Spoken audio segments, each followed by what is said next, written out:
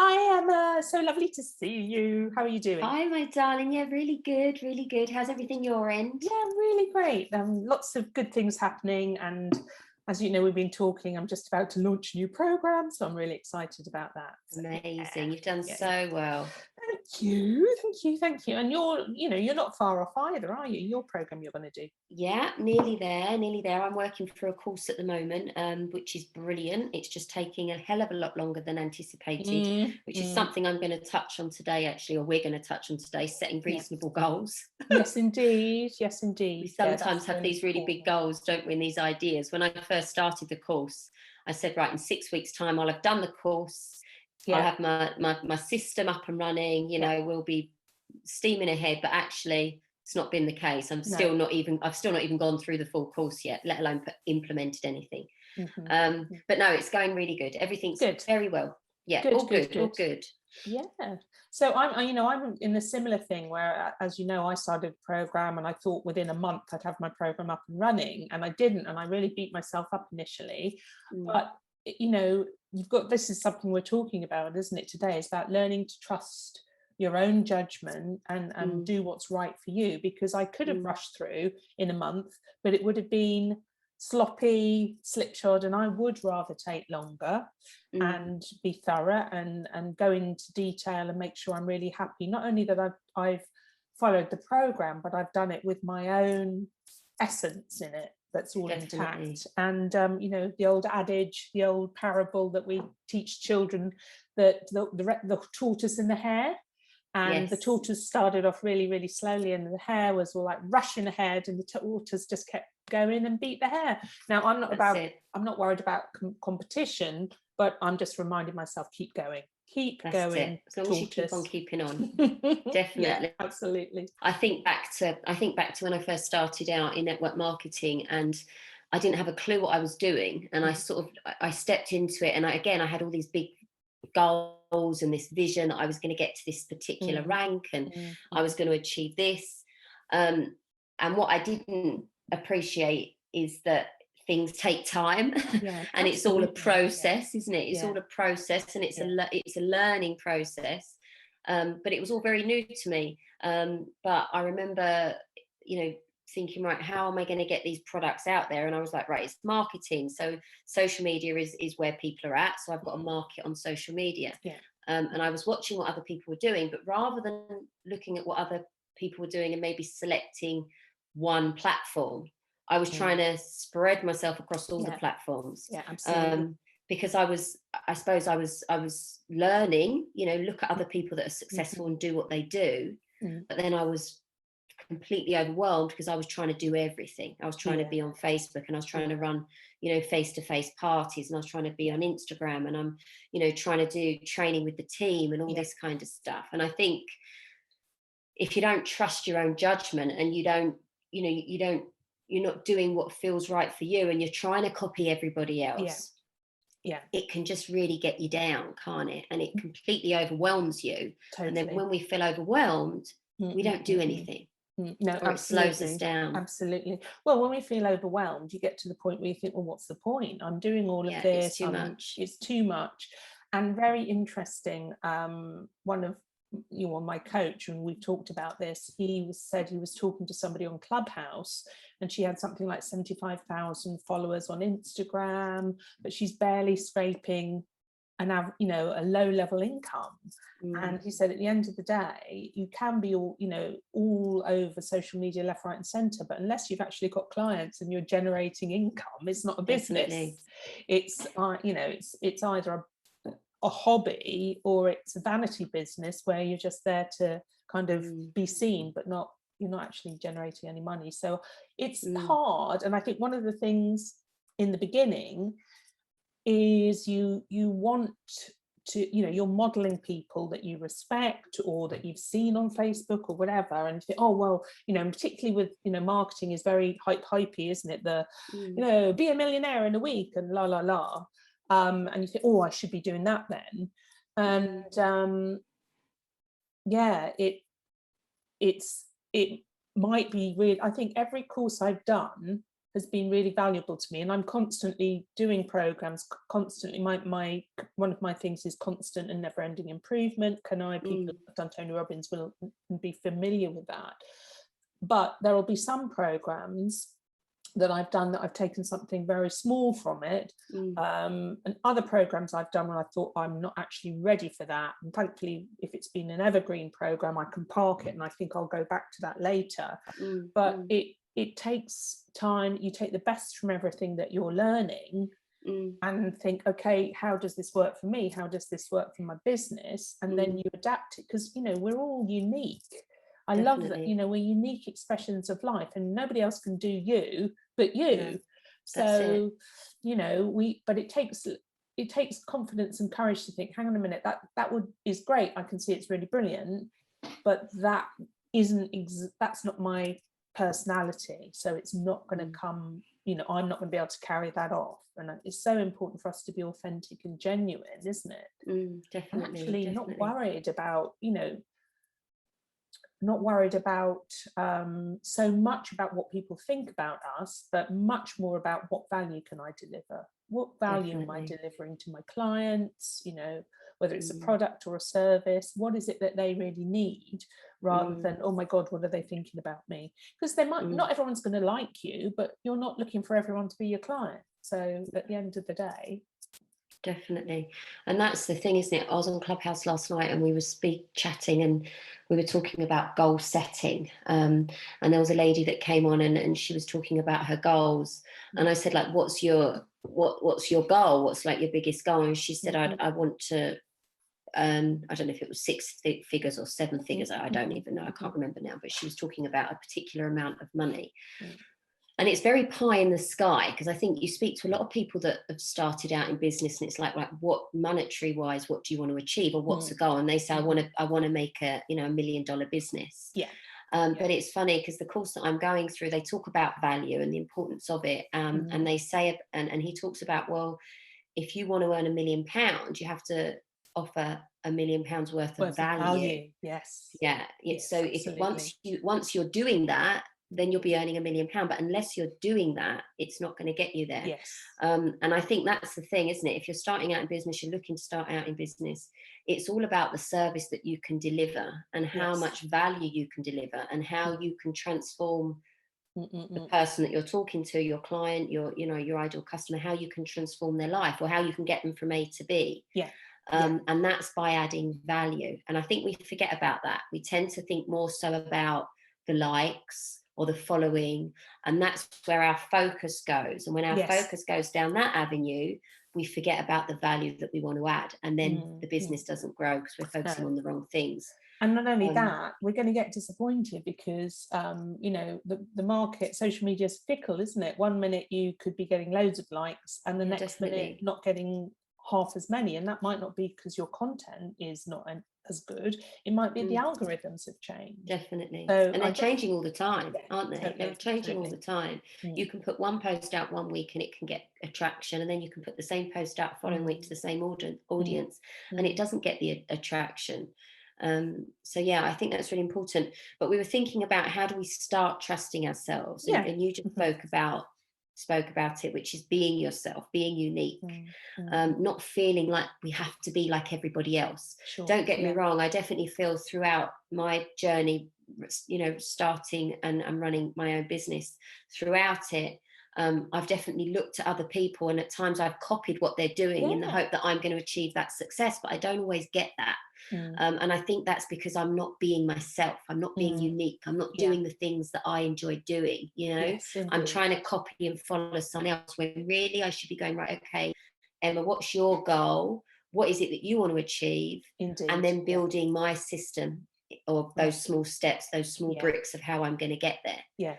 It's a starting point, isn't it? Everybody, we all start out like, you're a mum, when children start growing, they learn by copying, don't they? But we do need to get to the point where we're able to kind of step back a bit. And I love what you said about the value, because it's so true. At the end of the day, if we're not delivering value to our clients, then it's all going to be like a flash in the pan and disappear overnight anyway. And we've seen that with other things like music sensations, or or one hit wonders with movies. And wow, this, there's a kind of almost not a beginner's luck, but there's that one hit wonder, and then nothing after that. And that's why, again, going back to taking our time,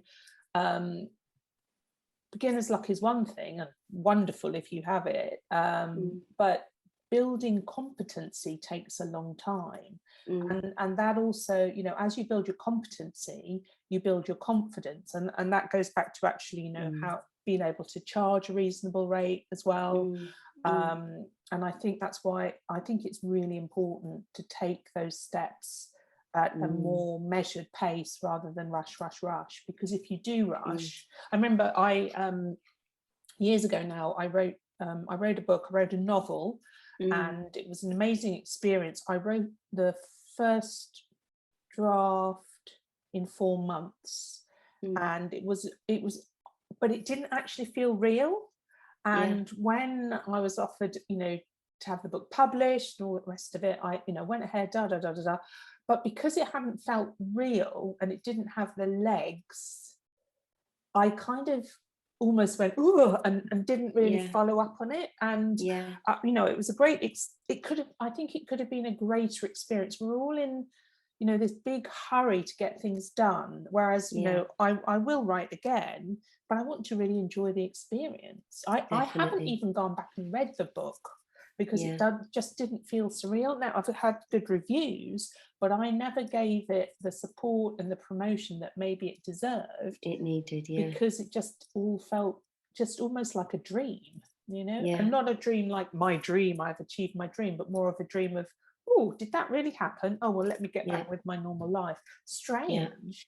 And I think, building a business, if it's something you've gone through, and we've talked about this, if you've got really clear on your why am I going to do this, you want to do it for the long term. Different if you're coming in to do something for a couple of years and flip something, that's fine.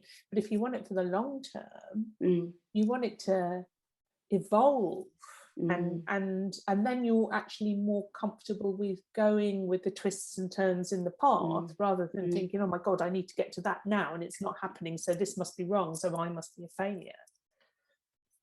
Definitely. That's the thing, isn't it? I know for me in the past, I set, like we just said with the course, I've set these goals of I'm going to do this, achieve this in a period of time. And then you'll rush to get there. And then when you don't get there, you beat yourself up because you think, oh, I'm not good enough because I didn't do what I said I was going to do. But the goal wasn't realistic in the first place. No, so if you're not setting realistic goals in the first place, you're actually setting yourself up to fail. So I think it's really important that the goals that we set are reasonable goals. Indeed. There's a book that I've just read actually called Kaizen, and it's brilliant. And Kaizen is all about building it's continuous improvement, isn't it? But in small steps. So continuous improvement in small steps, and it's a fantastic book. And I remember when he was talking about in the book doctor's surgery. So he'd gone into this doctor's surgery, and they basically wanted to adopt this principle, this Kaizen principle, because they were finding that the surgery was getting lesser and less. So they were losing patients were going to other surgeries, because they weren't getting the best experience. And they spoke to the lady or the young girl behind the reception, and she was so stressed out, and she just said, I'm stressed out, I'm miserable, I don't enjoy my job, patients are coming in, they're having to wait, they're sat waiting for a period of time, and the doctors are taking so long, so then I'm getting the backlash because the patients are coming up and having a go at me, and blah blah blah blah. So this particular guy, and I can't think of his name, but he said he went in and he said to her, okay, if we're going to bring this Kaizen principle, as in this small continuous improvement into your business, what's the smallest thing? Like, what's the littlest thing? It doesn't, don't think big, think just something tiny that you could potentially change that would make your day better, that would give you a better day. And so she went away and thought about it, and she came back and she basically said, well, what would be great is if I could notify the patients before they come into the surgery if the doctor's running late. So she was like, right, okay. So she had a conversation with the doctors, and they sat down, and the doctor said, okay, well, if we can let you know beforehand. Can you still hear me, Felicity? Okay. Yeah, absolutely. Yeah, if we can, we'll let you know beforehand if things are going to be, you know, if we're running late or behind. And then if you get all the contact details for the patients, you can drop them a quick message. Yeah. So they basically adopted this principle, and it was so simple. You know, it literally was such a simple principle. And she would contact the patients. Some of the patients were even walking into the surgery when she was messaging them, but it didn't matter because they were informed. Yes, indeed. And they were aware. They weren't sitting waiting and not knowing what was going on. And that's the most frustrating thing, isn't it? When we're sitting waiting for something and we don't know what's going on or where they are, we think we've been forgotten. And she said, and you don't feel valued either, do you? You don't feel valued. I'm more important than you because I'm the doctor. So That's you it. Turn up, and if you have to wait for 45 minutes, well, tough. You wait. That's it. So that's it. Texting is a really great, simple solution. So it added that bit of value. And she said, and she started to see that the patients were coming in and they were smiling. So she was smiling, and she wasn't getting as much backlash. And then they went in and they said, right, there was that one small change, and then they started implementing all these other small changes. And you know what? They turned that surgery around, whereby they said that, like, they literally were inundated with patients wanting to come to their surgery to see their doctors. So I think it's really important when we're thinking about, or just learning to trust ourselves, and, you know, being authentic to who we are, creating the life or the business that we want to live. I think it's really, really important that we set small goals, because then we achieve them, like you said. And when we achieve them, we build confidence, which means we're not going to judge ourselves. We're not going to think that we haven't been good enough, or we haven't achieved what we set out to achieve. And slowly that starts to build trust in yourself. Definitely. And I think, you know, we've said this so many times about, you know, when you start a business, it's not going to go the way you expect it to, or the way that you've planned. And if you've kind of evolved over time rather than in a rush, you're able to kind of step back and think, okay, this is happening. What can I do? You know, what's the solution that I can create, or just be open to maybe a different approach to what you're doing. Definitely. But if you're, you know, rushing and you're not confident, as we said, you know, you feel like, oh, I must have done this wrong, blah, blah, blah. I'm reading a great book myself at the moment called The Surrender Experiment, and it is quite, I think it's kind of, I was reading it thinking, and said to the university, oh, please don't I don't want to model this exactly, because he basically said anything that came along in his life he'd say yes to, a bit like the Truman Show, but and all these extraordinary synchronicities happened because he was willing to say yes and just go with what was, you know, not being in control. And all kinds of amazing things happened. I'm only a third of the way through the book, because he was able to just flow with it. And we may not be at that stage ourselves. I'm certainly not. But I think when we're not rigidly attached to the way we want things to go because of, and you know, that's fear. If we're having to be in control all the time, there's an element of fear behind that. If we can relax and just be open to what might be happening, then we're able to make better decisions, and we're able to actually see what's going on rather than worrying about what might be going on 5 steps down the line. And I think that actually can take a huge amount of the pressure off us. One of the big things about trusting our judgment is, you know, the way we've been in society. I mean, we've had this massive reset, haven't we, because of the pandemic? But one of the things has been, like, you know, pushing yourself like crazy, whether you're an employee or an entrepreneur, and it's never enough, and it's rush, and we're on that hamster wheel. And I think one of the gifts of the pandemic has helped us to reset a little bit, and see that there are possibilities out there that we never thought there would be. Working from home, for example, massive. And I love that, you know, it's given us the opportunity to think, okay, what other opportunities are here that I might not have considered before if I just slow down a bit and really look at what's going on. And you might think, well, I'm working for, you know, I'm an employee, I don't have the luxury to be able to make those choices for myself. Maybe, you know, we always have a choice. Maybe that choice is actually, this has run its course for me. Maybe this isn't a fit for me. Definitely. Yeah. And I love that you just touched on decision making, because I made a note of that, about being decisive, because that's sometimes we ponder, don't we? We think, oh, do we do this or Totally. do we do that? Or, right, I want to start out in business, or I'm building my business, and do I take this road, or do I focus on this platform, or do I focus on that platform, or do I put this out, or do I put that out? And it's all these decisions that we have to Yes. make. But I think there's Yes. definitely something in being decisive and making Yeah. a decision, Yeah. and then just going for it and not beating yourself up if it goes No. wrong, because that No. way you lose trust in yourself, because you start then doubting yourself. Yeah. But if you make a decision, be decisive in it, and then just go for it. And at the end of the day, like we've said, you do fail, especially in the beginning. And I'm seeing this all the time. You fail a lot more than you succeed at the start. And it's through the failing that you get to a point where you go, do you know what? Actually, that's moved the needle a little bit. So that's what I'm going to Absolutely. focus on that much more. But it takes time to get to that Yeah. point, doesn't it? It's like Totally. that Totally. process. And And it's I, having faith in that yeah, process. totally. And I never consider it to be a failure if you learn from it No. and if you pick yourself up and course correct and continue. I mean, I think, I went through a stage in January before I pivoted with the business, and I was like, oh my goodness, I'm in my 11th year of business, and there's some, I'm not where I want to be. And I did that reverse gap thing where I looked back and saw how far I'd come, rather than, and I love what you said about the small steps, because we can completely overface ourselves sometimes. But if we look back, even if you've been a year in business and you look back and see what you've achieved in that year, then it can really inspire you and encourage you to keep taking those steps forward.